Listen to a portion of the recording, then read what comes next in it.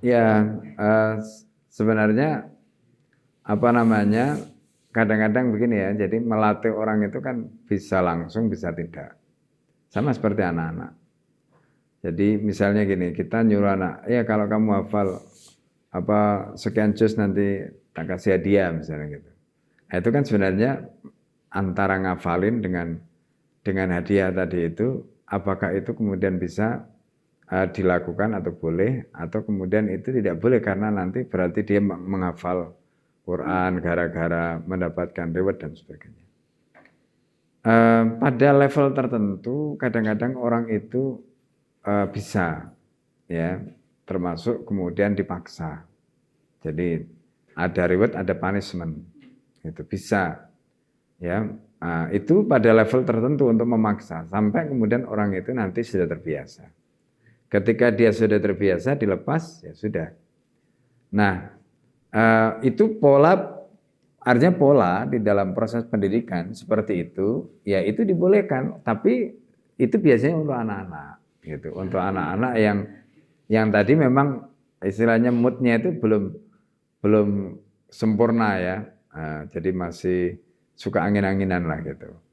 Nah, karena itu ya kalau ditanya boleh tidak ya boleh saja, wong orang ngasih hadiah, orang melakukan amal soleh kan nggak boleh. Cuma kemudian tidak boleh itu dijadikan sebagai apa hal utama, sehingga apa yang harusnya menjadi kuah motivasi orang itu melakukan kebaikan itu bukan karena itu. Nah makanya di sini yang harus dilakukan itu, kalau kita bicara soal dakwah, kita bicara soal bagaimana mempengaruhi, itu justru yang membuat pengaruhnya kuat tadi itu bukan itu. Ya, apa? Ya bisa dari aspek pemikirannya, bisa dengan mauidhah hasanah, ya kan? Artinya dengan perasaan tadi, dengan bagaimana dibangkitkan apa namanya rasa takutnya dan sebagainya kepada Allah. Itu yang harus dikuatkan, gitu.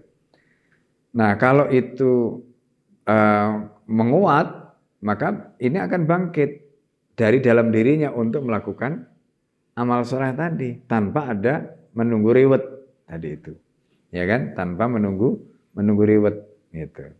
Nah, sebaliknya ketika dia meninggalkan bukan karena takut punishment atau apa, tapi karena memang itu muncul dari kesadaran di dalam dirinya yang sudah istilahnya menjadi habit tadi gitu. Nah, masalahnya tadi awalnya ini ibaratnya sudah terlanjur.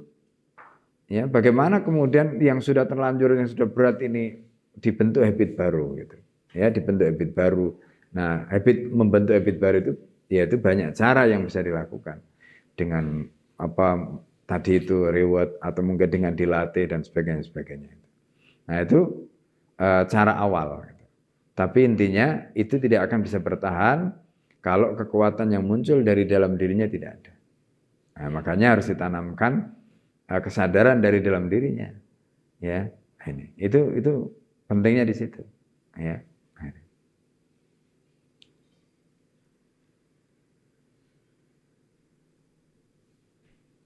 Memang kadang-kadang orang itu untuk melakukan kebaikan itu harus dipaksa. Dari dipaksa dulu sampai kemudian akhirnya nggak terpaksa.